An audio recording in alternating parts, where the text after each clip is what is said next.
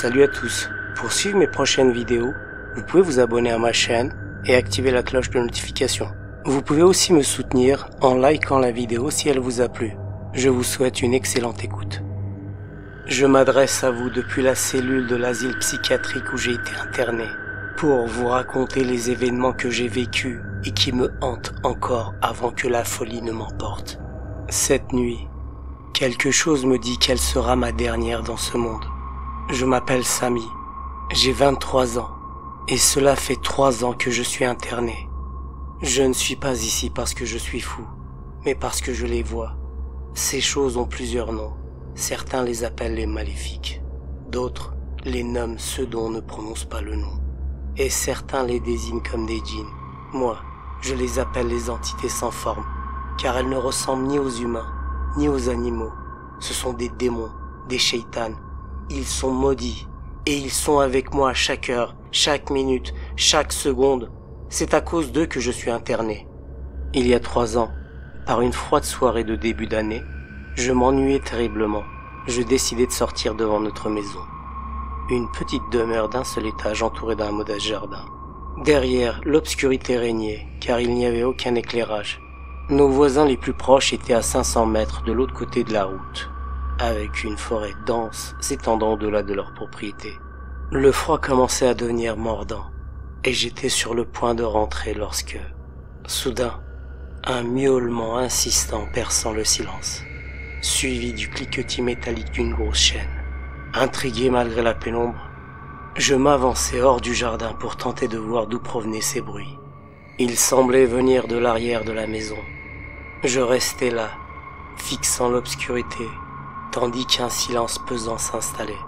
Juste au moment où je me préparais à faire demi-tour, une voix plaintive résonna. « Aide-moi !» Poussé par un mélange de peur et de curiosité, je m'avançai un peu plus, le cœur battant. L'air se fit soudain plus lourd, et une brume commença à se former, flottant mystérieusement autour de moi. Dans cette épaisse obscurité, quelque chose d'invisible semblait m'observer. J'avançai juste assez près pour voir, près d'un figuier, une ombre qui devenait de plus en plus précise. Sa tête s'agitait d'avant en arrière. C'était une personne. J'allumai la torche de mon téléphone, et ses cheveux longs cachaient son visage. « Qui va là ?» demandai-je. À l'entente de ma voix, elle cessa d'agiter sa tête et murmura « Aide-moi, s'il te plaît, aide-moi !» Je m'approchai lentement, sentant une légère odeur de soufre dans l'air. Il y avait 2 ou 3 mètres entre nous. « Qui es-tu ? Que fais-tu ici ?» lui demandai-je. Sa tête était baissée, m'empêchant de voir son visage. Elle ne répondait toujours pas. « Réponds-moi si tu veux que je t'aide » insistai-je. « Est-ce que tu peux te lever ?» demandai-je encore. Aucune réponse. Je répétais « Est-ce que tu peux te lever ?» Elle posa une main sur son genou pour se redresser. Ses bras étaient anormalement longs avec des ongles noirs et longs. Un frisson me parcourut en voyant ses pieds. Ils étaient tordus, et elle se tenait sur la pointe de ses pieds. Ses pieds étaient enchaînés et attachés à l'arbre. « Qui t'a fait ça ? Qui es-tu » lui demandai-je. Elle leva la tête et dit « C'est eux qui m'ont fait ça, sauve-moi » en pleurant.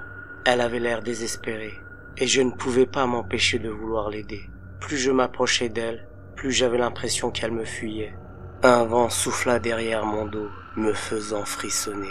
Je sentis comme si 2 choses rapides passaient par mes côtés pour aller vers la captive enchaînée. Elle s'agita et leur parla dans une langue qui m'était incompréhensible. Je me mis à prier tout en essayant de libérer la captive, ce qui agita les 2 ombres qui se tenaient éloignées de moi. J'avais l'impression que si j'arrêtais de prier, des choses graves allaient nous arriver. Sans me poser de questions, je continuais sans regarder la captive. Je sentais qu'elle me fixait pendant que j'essayais de la libérer, et j'avais l'impression qu'une force invisible m'entraînait avec elle. J'avais enfin dénoué les maillons de cette grosse chaîne quand, soudain, la captive disparut sur le champ, libérée de ses entraves. Les 2 ombres se précipitèrent alors en direction de l'évadé. C'est à ce moment précis que je commençais à essayer de comprendre ce que je venais de faire. Je m'adossai à l'arbre et dis à haute voix « Qu'est-ce que je viens de faire ?» En levant la tête, je vis les 2 ombres revenir vers moi. Je réalisai qu'elles étaient assez grandes. Ces choses commencèrent à me parler, toujours dans une langue incompréhensible. L'une des ombres prit forme et, avec ses longs bras, m'attrapa par la gorge d'une main. La peur m'empêchait de prier ou de parler, et seuls des sons incohérents sortaient de ma bouche. Avec une seule main, cette créature m'approcha de son visage hideux. Ses yeux rouges flamboyants et sa grande bouche remplie de dents pointues s'ouvrit. « Qu'est-ce que tu viens de faire, créature debout? Comment as-tu osé libérer notre captive? Tu as libéré cette Djinia alors qu'elle était la dernière de son camp. Nous avions détruit tout le reste de son peuple. Elle nous avait échappé, mais nous l'avions à notre merci. Tu as tout gâché. Vermine debout, dit le djinn. Je me résignai à mon sort, prêt à quitter ce monde. Quand il me souleva, je devinai par sa force surhumaine qu'il allait m'écraser en utilisant mon propre poids. J'entendis des prières au loin se rapprocher de moi. C'était ma mère, vêtue étrangement et tenant un bâton à la main, qui priait à haute voix en se dirigeant vers moi. Les créatures tentèrent de fuir, mais elles semblaient affaiblies, peinant à tenir sur leurs jambes. Ma mère me prit par la main, continuant à prier, et nous reculâmes ensemble vers la maison. Arrivé devant la porte, ma mère disparut soudainement, et la porte s'ouvrit. C'était ma mère qui venait de l'ouvrir. « Comment es-tu rentrée à l'intérieur, maman ?» lui demandai-je. « Mais qu'est-ce que tu racontes? Je ne suis jamais sorti. Tu avais dit que tu avais entendu un bruit dehors et que tu voulais aller voir. Je suis juste allé boire un verre d'eau à la cuisine, puis j'ai ouvert la porte pour te rejoindre. Je n'ai entendu aucun bruit depuis le début, me répondit-elle. Je lui racontai tout ce que je venais de vivre et comment elle m'avait sauvé. Elle m'invita à entrer et essaya de me rassurer. Tu as dû voir une hallucination. Je vais prier, et tu iras mieux, Inch'Allah, me dit-elle. Les prières m'avaient tellement apaisé que je m'étais endormi sur le fauteuil. Ma mère me réveilla. « Lève-toi, mon fils, et va te coucher sur ton lit, tu vas te faire mal au cou, me disait-elle. Je me levai en titubant et m'écroulai sur mon lit. Je fis un rêve. Je voyais le figuier devant lequel il y avait de la boue, et j'en mangeais avec appétit. J'étais entouré de djinns de différentes formes et de tailles, qui riaient de moi. « Tu vas mourir, disait-il. » Je continuais à manger sans prêter attention à leurs paroles. Une voix douce, différente des leurs, me disait « Arrête, ne mange pas, crache ce que tu as en bouche. » Je continuais à manger. Une main se posa sur mon épaule et me dit « Si tu en manges, tu vas mourir. » C'était la Djinia. Je me réveillai sur le champ. À mon chevet se trouvait la Djinia. Elle avait sa main sur mon épaule et me regardait. Puis elle retira sa main et je me rendormis. Mais ne fit plus de rêve. Ou peut-être que je ne m'en souvenais plus. C'était le matin. Ma mère avait préparé le petit déjeuner, mais je n'arrivais pas à manger. Je regardais les nourritures sans les toucher. Ma mère me demanda ce qui n'allait pas. Je lui dis « Maman, pourquoi peut-on voir les djinns ?» Elle me répondit « Écoute mon fils, ils ne sont pas comme nous. Ce sont des entités créées à partir de la partie non visible du feu, alors que nous avons été créés à partir de la terre. On peut dire que nous partageons le même monde, bien qu'ils aient leur propre monde, et les deux mondes sont imbriqués. Ils peuvent nous voir sans que nous puissions les voir. Ils sont très rapides, et le temps s'écoule différemment pour eux. Ils peuvent vivre tellement longtemps que le temps n'a pas le même sens pour eux, voire même, il n'a pas d'importance. Tant que nous leur causons pas de dommages, ils ne peuvent rien faire contre nous. Donc, ne pense plus à ce genre de choses, mon fils, et mange ton petit déjeuner, dit-elle. Après avoir difficilement mangé un petit peu, je dis à ma mère que j'allais sortir. Je pris ma veste et quittai la maison. Je me mis à marcher sans direction précise. Tout au long du chemin, j'avais l'impression d'être constamment observé. À plusieurs reprises, je me retournais pour regarder derrière moi, mais il n'y avait rien. Je me demandais si mon esprit me jouait des tours, mais cette impression d'être suivi persistait.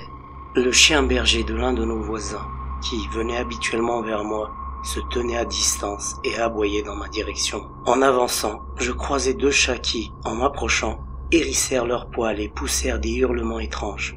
Leurs dos se courbèrent et ils sortirent leurs griffes. Perturbé, je décidai de rentrer chez moi. Sans rien dire à ma mère, je rentrai directement dans ma chambre. Je sentais un changement chez moi. Bien que j'étais seul dans ma chambre, je percevais une présence à côté de moi. Allongé sur le lit, je fixai le plafond pendant un bon moment avant de m'endormir. À mon réveil, il était 22 heures et j'étais toujours habillé. Je me déshabillai pour me rendormir, C'est alors que j'aperçus, sur le fauteuil de ma chambre, une silhouette humanoïde assise. Cette chose ou cette personne me regardait. Par peur, je n'osais pas allumer la lumière pour vérifier. Au fond de mon cœur, j'espérais que ma mère entrerait dans ma chambre. Ayant senti ma peur, cette chose se leva et s'approcha de moi. Tout en maintenant son regard sur moi, elle me dit d'une voix basse, « N'aie pas peur, ils se nourrissent de la peur. Je ne vais pas te faire de mal, je veux seulement que tu m'écoutes. Je m'appelle Lanra, je suis la djinnia que tu as libérée. Je ne te ferai pas de mal, je serai toujours à tes côtés. Si tu ne m'avais pas libéré ce soir-là, ils m'auraient brûlé. Maintenant ils en ont après toi aussi. Tant que je serai à tes côtés, je t'aiderai. Mais ils sont très nombreux. Tes prières peuvent les éloigner de toi, mais je ne peux pas rester à côté de toi pendant que tu pries. Je te protégerai tant que je le pourrai. Maintenant, tu peux dormir. Ils sont dehors et attendent que tu sois seul. Je veille sur toi. Je ne pouvais que lui répondre d'accord. J'avais certes peur, mais une sorte de paix intérieure m'envahissait, car j'avais une djinnia pour veiller sur moi. Grâce à elle, je pus dormir sans problème jusqu'au matin. Les jours se succédaient. Un matin, au petit déjeuner, ma mère me regardait étrangement. Je lui demandais pourquoi elle me fixait ainsi. Elle me répondit, « Écoute mon fils, tu parles seul dans ta chambre très tard la nuit. Et maintenant tu as les yeux rouges et tu ne manges pratiquement rien. Depuis 3 jours, tu es dans cet état et tu ne parles presque jamais. Tu devrais consulter un médecin. »« Ça suffit maman, je vais bien, » lui dis-je en me levant de la table avant de quitter la maison. Toutes les personnes que je croisais me regardaient étrangement, comme si je leur avais fait du mal. J'avais un ami coiffeur, Ali, d'une gentillesse remarquable, chez qui j'allais de temps en temps pour discuter quelques minutes. À peine avais-je mis les pieds dans sa boutique qu'il me foudroya du regard. Quel genre de pourriture es-tu pour déposer des cadavres de chats et de corbeaux devant les portes des gens? Et comme si cela ne suffisait pas, tu leur écris des insultes avec leur nom en lettres de sang. Je pensais réellement que tu étais quelqu'un de bien, Samy. Mais qu'est-ce que tu racontes, Ali? Lui demandai-je. Pas qu'à moi, Samy.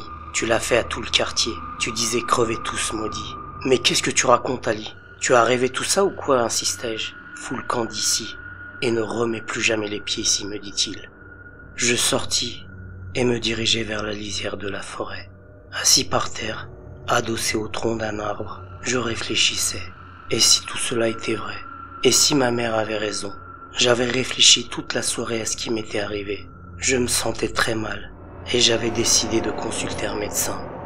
En me levant pour rentrer chez moi, je remarquai qu'il se faisait très tard. Ma tête tournait et, soudain, je m'écroulais là où j'étais assis. J'étais comme paralysé, entendant des voix indistinctes. Puis, une dizaine de djinns m'encerclèrent. Pris de panique, je me mis à prier. Ils commencèrent à me jeter des membres arrachés d'animaux, des têtes de chats et de chiens, et des cadavres de corbeaux.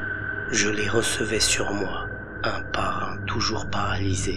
La terreur me faisait presque perdre la raison. Parmi les voix, l'une se distinguait. « Ne t'arrête surtout pas de prier, me disait-elle. » C'était la voix de Lanra. Les autres, ayant entendu la voix de Lanra, se mirent à s'agiter et à la chercher. Je me mis à prier. Lanra prononça des mots que je ne comprenais pas. En même temps, les autres djinns se dirigèrent vers la voix de Lanra, me laissant seul. J'ai pu me lever et je me suis mis à courir de toutes mes forces vers la maison. Ma mère dormait. J'entrai dans ma chambre en sueur, continuant à prier. Puis je m'arrêta pour essayer de comprendre ce qui m'était arrivé. 5 minutes plus tard, dans le silence, je sentis comme un courant d'air. « Inch'Allah, c'est Lanra, m'étais-je dit. »« Je suis ici, me dit la voix de Lanra. » Je lui demandai ce qui se passait. Elle me répondit « Ils n'ont pas le droit de tuer les humains. Ils peuvent tout faire pour que tu mettes fin à ton existence. Ils peuvent aussi te faire sombrer dans la folie. C'est eux qui ont pris ton apparence les nuits pour déposer les cadavres d'animaux devant la porte de tes proches et écrire des insultes avec leur sang. »« Que devons-nous faire ?» lui demandai-je. « Il n'y a qu'un seul moyen. Tu m'as sauvé d'eux, mais maintenant, il faut que tu me rendes à eux. Seul mon sacrifice pourra te sauver. Sinon, ils te mèneront à la folie ou te pousseront à mettre fin à tes jours, dit-elle. Je ne peux pas faire ça. Il doit y avoir une autre solution. Nous devons demander de l'aide, répondis-je. Personne ne peut nous aider. Leur tribu appartient au clan des Al-Ahmar. Ils tirent leur force de la peur et de l'obscurité. Seul un accord avec eux pourrait mettre fin à leur traque. Si je me rends seul, ils ne respecteront pas l'accord et me brûleront vive. Mais si un humain passe un arrangement avec eux, ils tiendront parole. Tu dois me livrer à eux, dit-elle en baissant la tête. Je ne peux pas faire ça, lui dis-je. Je suis plus fort qu'eux, repris-je. Elle se leva, fit 2 tours dans ma chambre, puis s'approcha de moi et posa sa main sur mon front. J'ai bloqué l'accès à ta maison. Ils ne pourront pas entrer. N'aie pas peur. Tant que je serai là, ils ne rentreront pas ici et ne t'apparaîtront pas non plus dans tes rêves, dit-elle. Si tu prétends être fort, pourquoi les fuis-tu, demanda-t-elle. J'étais la chef de ma tribu du clan Zuzula. Ils ont détruit toute ma tribu. Chaque tribu a ses spécificités et ses forces qui leur sont propres. J'ai la faculté d'empêcher tous les types de djinns d'entrer dans un lieu que j'ai protégé. Tu peux dormir tranquillement, ajouta-t-elle. Je ne pus m'empêcher de regarder par la fenêtre. Ils étaient 4. Je voyais leurs yeux rouges dans l'obscurité de la nuit. Je parvins à dormir, et au matin, je n'avais fait aucun rêve. Sans prendre de petit déjeuner, je partis chez le médecin. En attendant mon tour, je me demandais si mon esprit me jouait des tours. J'avais besoin de savoir. Quand mon tour vint, j'entrai dans le cabinet. Il me demanda de m'installer, me regarda quelques secondes, puis me questionna. « Avez-vous des problèmes d'insomnie ?»« Non, je dors très bien, docteur. Mais je vois beaucoup trop d'hallucinations ces derniers temps. J'entends des voix, je vois des choses qui n'existent pas. J'ai l'impression d'être constamment suivi. Je fais des cauchemars. Est-ce qu'il y a un nom en médecine pour tout ce que je vis, docteur ?» Le médecin prit une profonde inspiration avant de répondre. Ce que vous décrivez pourrait correspondre à un trouble psychotique comme la schizophrénie ou à un épisode psychotique bref.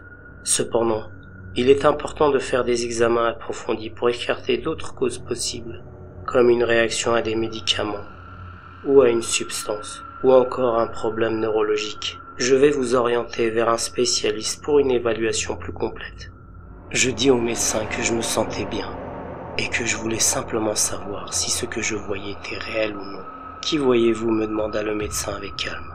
« Les djinns » répondis-je. « Ils me parlent et veulent que je mette fin à ma vie. » Le médecin m'écouta attentivement avant de répondre avec douceur. « Ces expériences peuvent sembler réelles, mais il est important de comprendre qu'elles sont le produit de votre esprit. Nous allons travailler ensemble pour vous aider à aller mieux. » Je commençais à m'énerver et à prononcer le nom de la djinnia. « Lanra, Lanra, montre-toi !» Le médecin resta calme et tenta de me rassurer. « Essayons de rester calme. Je suis ici pour vous aider. » Mais je n'étais plus moi-même.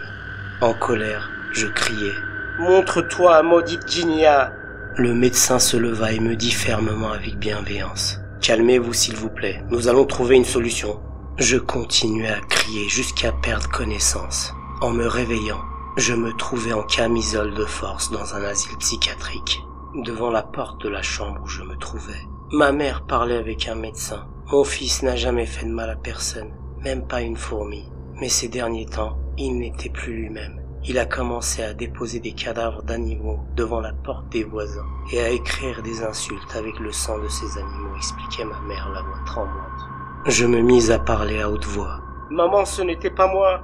Dis-leur que c'est les djinns qui ont pris mon apparence. Dis-leur que je suis pas fou. » Je pleurais en même temps, désespéré.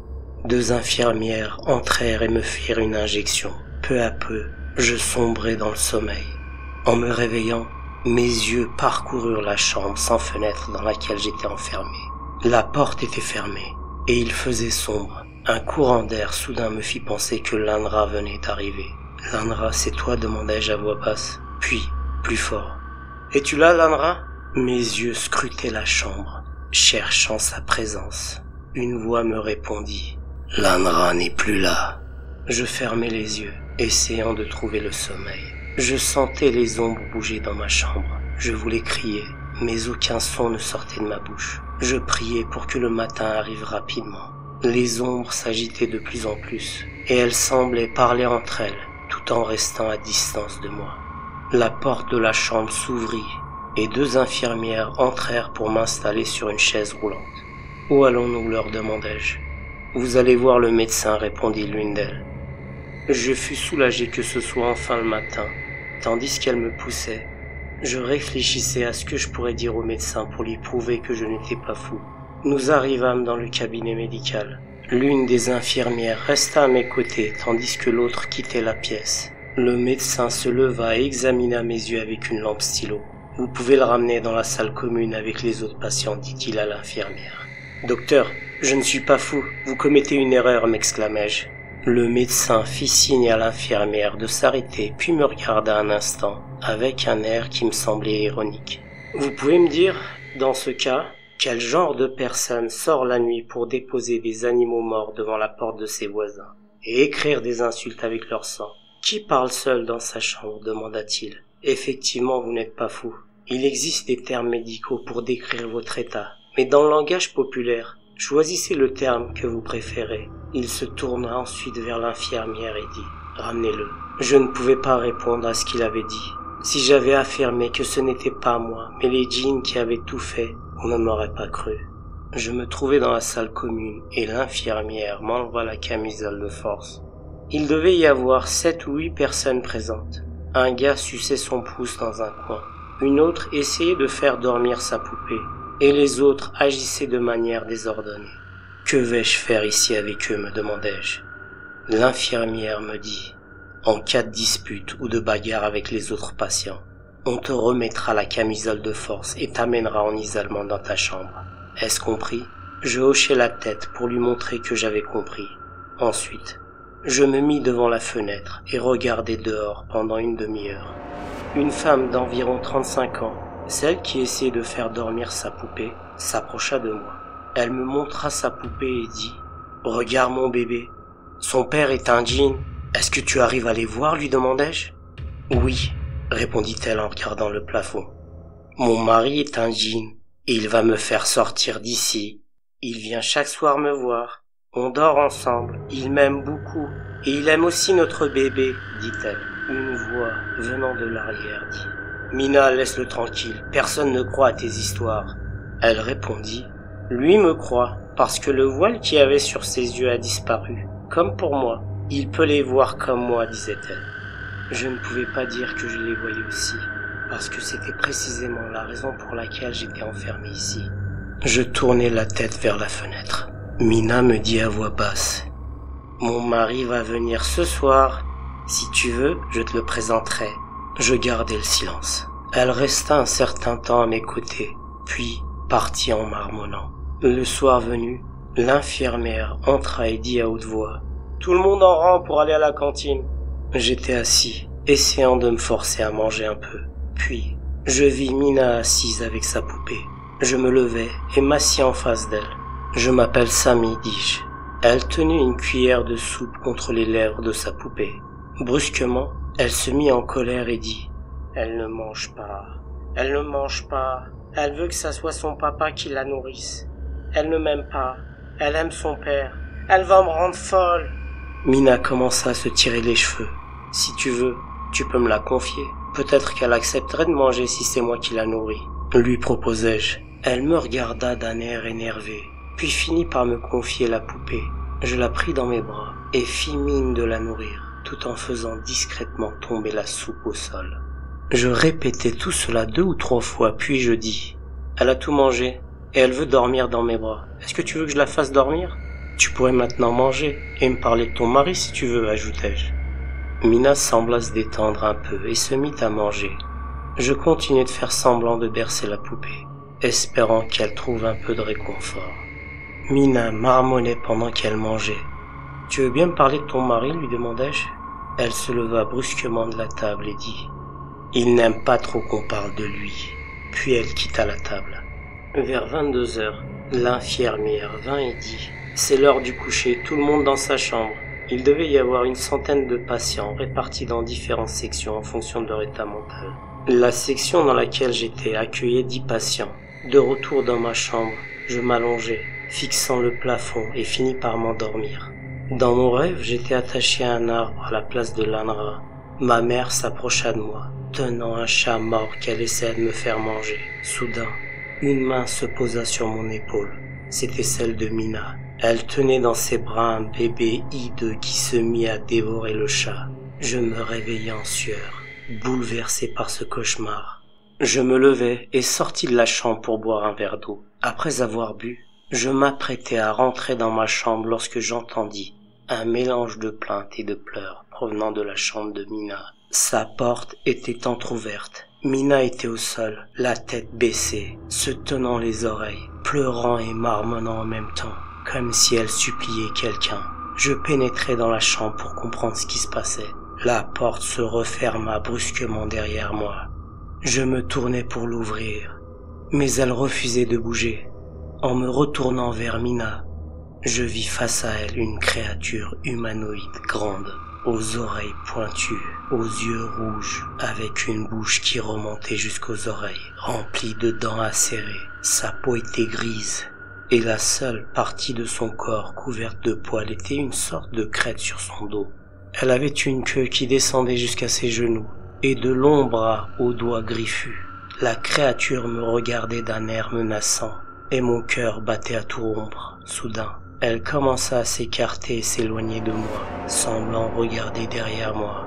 En me retournant, je vis Lanra. Elle toucha la porte qui s'ouvrit immédiatement. « Sors d'ici » me dit-elle. Je m'exécutai sur le champ, jetant un dernier regard à la créature qui semblait avoir peur de Lanra. De retour dans ma chambre, Lanra m'y attendait déjà. Elle me dit « Il y a bien trop de djinns ici. Ils font partie de différentes tribus et clans, avec des pouvoirs que je n'ai pas. Je ne pourrai pas rester ici pour te protéger. Je suis la dernière de ma tribu. Je dois partir. Je suis désolé. Je me suis offerte, ainsi que des djinns qui sont proches de ma tribu, en échange pour que les djinns qui te poursuivent te laissent tranquille. Mais ces djinns ne voulaient ni de moi, ni des djinns qui avaient accepté de se sacrifier pour toi. Ils te veulent toi, Sami. Je suis désolé. Si tu n'étais pas ici, j'aurais pu te protéger. Mais je suis seul, comme je te l'ai dit. Les djinns présents ici sont beaucoup plus puissants que moi. Le djinn que tu as vu dans la chambre de cette femme était son mari. Je l'ai menacé de m'en prendre à sa femme s'il te faisait du mal. C'est pourquoi il ne t'a rien fait. Seules tes prières peuvent t'aider, dit Lanra, avant de disparaître. Je restais debout, immobile, observant la scène chaotique autour de moi. Les autres patients semblaient plongés dans leur propre monde de confusion et de détresse. Je me demandais comment j'avais pu en arriver là, moi qui, il y a quelques semaines encore, menais une vie normale. Soudain, une main froide se posa sur mon épaule. Je me retournai brusquement, m'attendant à voir l'un des patients, mais il n'y avait personne. Une sensation glaciale me rappela la présence de Lanra. Pourtant, elle m'avait dit qu'elle ne pourrait pas me protéger ici. Alors, qui était-ce? L'un des patients, une vieille femme au regard vide, s'approcha de moi. Elle chuchota d'une voix rauque. « Ils sont toujours là, tu sais, ils ne te quitteront jamais. » Je la repoussai doucement, troublé par ses paroles. Les murs blancs de l'asile semblaient se refermer sur moi. Mais je savais que je devais partir. Ce soir serait ma chance. Depuis des semaines, j'observais les gardiens, étudiant leur routine, cherchant une faille. Après avoir rédigé les dernières lignes de mon journal, j'avais pris une grande inspiration et me préparais à mettre mon plan à exécution. Il était très tard dans la nuit lorsque j'avais quitté ma cellule, me faufilant discrètement dans les couloirs de l'asile. La sensation de liberté imminente m'avait donné le courage nécessaire pour braver les obstacles. Cette nuit-là, l'un des gardiens avait laissé accidentellement la porte de ma cellule mal fermée. Je me suis glissé silencieusement hors de ma cellule, me faufilant dans les couloirs sombres de l'asile. J'avais mémorisé chaque tournant, chaque recoin. À l'extérieur, l'air frais de la nuit m'avait frappé, me réveillant complètement. Pendant les jours suivants, j'avais voyagé sans relâche, cherchant désespérément une solution à mon problème. C'est dans une petite ville que j'avais entendu parler d'un imam réputé pour sa connaissance des djinns et des rituels de protection. Avec une lueur d'espoir, je m'étais rendu à la mosquée. Mon cœur battait fort alors que je lui expliquais ma situation. L'imam m'avait écouté avec une grande attention, puis avait accepté de m'aider. Il pratiquait une ruqya, un rituel de purification et de protection contre les djinns. La séance s'était déroulée dans une pièce calme. où l'imam avait commencé à réciter les versets puissants du Coran. La force de ses prières était palpable, et je pouvais sentir l'atmosphère changer. Les djinns, perturbés par le rituel, semblaient perdre leur emprise sur moi. Peu à peu, la terreur que je ressentais s'estompa, remplacée par une paix apaisante. Une fois le rituel terminé, l'imam m'avait assuré que les djinns avaient été chassés. Je lui avais exprimé ma profonde gratitude pour son aide précieuse. Avec un sentiment de libération, j'avais quitté la ville, prêt à reconstruire ma vie loin de la peur et de la souffrance. Chaque jour depuis cette expérience, je savourais la liberté retrouvée, conscient de la chance que j'avais eue de pouvoir recommencer à zéro. Voilà, l'histoire est terminée. Merci de l'avoir écoutée, j'espère qu'elle vous a plu. N'oubliez pas de vous abonner à ma chaîne et d'activer la cloche de notification pour suivre mes prochaines vidéos. Vous pouvez aussi liker ma vidéo si elle vous a plu afin de me soutenir. Prenez soin de vous et portez-vous bien.